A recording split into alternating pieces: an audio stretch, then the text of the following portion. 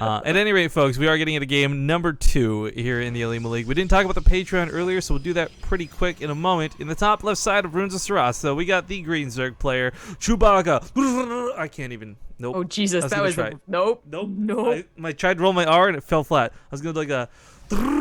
Nope. Stopping. It's puCK, guys. It's puCK. Entirely the wrong sound. Like I can do the sound either, but that's still no. Like I feel like okay, if you can roll your R right, like but like do it like a low, like in the background and combine the two. I don't think the key is rolling your R's, but we'll have to ask. It totally is, man. I don't think so, but I could be wrong. In the bottom right, as the blue Zerg, it is Soulkey going for an early pool. Yeah. This will be interesting. This has been a gamble that we've seen a lot of Zerg players doing specifically on this map. If puCK picked this map, hoping to play a little bit longer of a game and play a little bit more, we'll say cavalier, then he's going to be in for a rude awakening and a bad surprise. He's opening up with a 2 gateway wall off, so I mean this is better of the the options that he had, including like the Nexus first and whatnot. His probe is also going to scout at least not dead last or something, right? And as long as he has anything just preemptively blocking that little space, then this isn't going to start off as a problem, but can always stumble.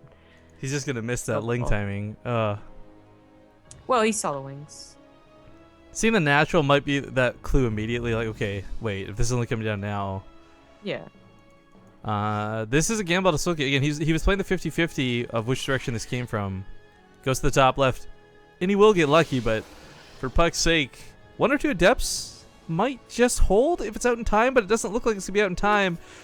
This pylon will supply block him, but it'll buy a little bit of time. Maybe?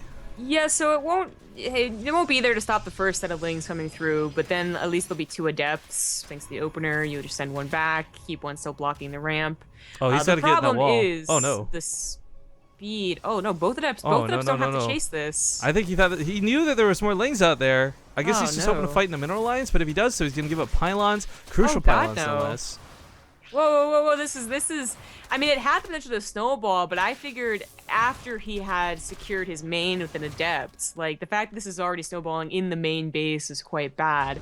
There goes the pylon now, but there's still Lings in the main base. And, unfortunately, both Adepts are needed to deal with these. They're gonna get us around. Yep. Oh, dear. Oh, no. No cancel either. Photon Overcharge is going to be available. This will help a ton. Controlling the situation. Keep in mind for puCK, like, he's still ahead as long as he doesn't die here. And there's a lot of ways that could have gone south very quickly. It looked wonky, and frankly, it looked bad. But he held, and that was the most important aspect of this. More importantly than that, he held with minimal worker loss. So he still maintains a lead despite not having a natural base down. That natural base is really quite key, though. So I don't know if it's going to be a lead that stays.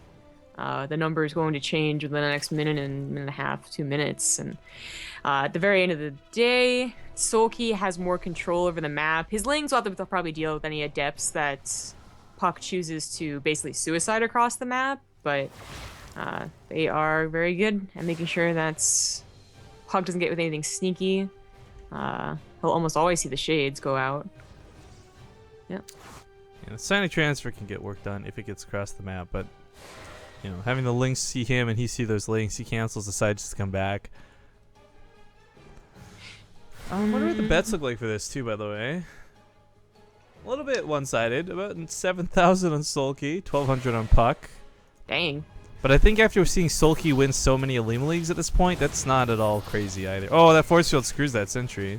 Looks like he'll still live. Just barely. Just barely not. That's like when you play that the Rainer Party sentry game and you're like trying to force your friend. Pain Lings. Yeah. Yeah. Lings do have to be made to deal with the Adepts, and in that situation alone, sometimes these Adept suicides basically are worth it. Soulkey already is on at 3rd base, but at least you stopped the huge burst of drones. Of course, you give away some of your army supply for it, but by now the ramp has been covered by pylons, and Lings aren't going to break puCK, so you can give away those Adepts, but here's where the numbers really are starting to showcase the problem of that opener. So The number is starting to go heavily in favor for the drones compared to the probes. The army supply still isn't that bad for Soulkey, and of course, when he still throws down a Roche Warren, it can be very easily inflated. He just has to see, is puCK going for an attack or for a Nexus? Ooh, they got a little bit scary. The sentries get this clutch force fields off. Barely get them off, too, on a stress. Pylon gets overcharged a little bit out of panic. I mean, this started off being such a good defense, and now it still hasn't, like, recovered well. The Sentry Warp Prism attack is a bit of an old classic move. We saw players like Arthur do this all the time, and half the time it would work really well against Korean Zergs, half the time it would get shut down immediately. One of the biggest changes in the game is Ravagers being able to break those force fields or shoot over them to kill the sentries. I can't say that this move is guaranteed to work for puCK, but I do like his attempt to go for it. I think he's one of these few players in the game when it comes to Warp Prism, he's got the control to do the pickup drop micro. It does look like Soulkey may have misread this, though, thinking it was just Adepts coming in out of this. So had puCK gone straight to that ramp, he may have actually gotten the force field he needed off. It would have been dangerous for puCK, though, losing the Warp Prism to the Queens. Even if the Sentries do get the Force Fields, you know, obviously that's still no more warp-ins, and the Sentries feel a bit useless with that. If there were Roaches and Ravagers about to be made, it's even more useless, and keeping that Warp Prism alive for continued scouting and harassment is preferable to the maybe, like, all-in decision that maybe could have won the game.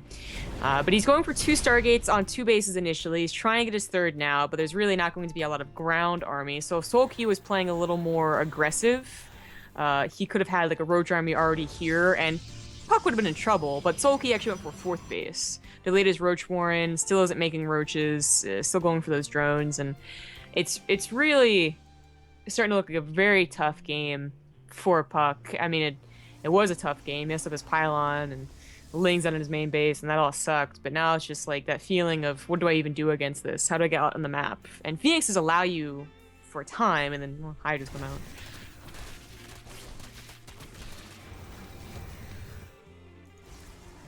Well, the Sentry's going to find some use. At least kill the Overlord, if not force field around for these Lings. That drone count's a little actually too high. Soulkey's being like stupidly greedy right now. I actually personally like this a lot, not because of any context of the game, but it's like that karma of what puCK did to us in that Archon mode game. Oh, I was like, what do you mean karma? Soulkey was on the early pool. No. I like it.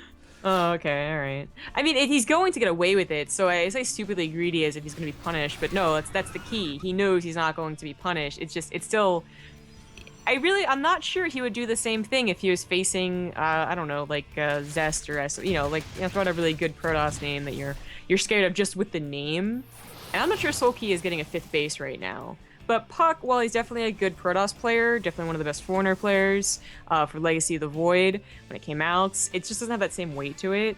And he probably feels like he's been in control this entire game, so yeah, he's being a little cheeky about it. So I don't know what this speech came from in chat. I'm going to read this out because I really like this. All hail Rifkin, the big teddy bear, the Partouf pimp, the Vancouver violator, lord of the nerds, king of the cringe, and only the 2nd guy to ever turn down ZvP. Voted British Columbia's most eligible bachelor 2 years in a row. Give it up, you plebs! That's like an amazing intro. Like, can we get caster intros for realsies?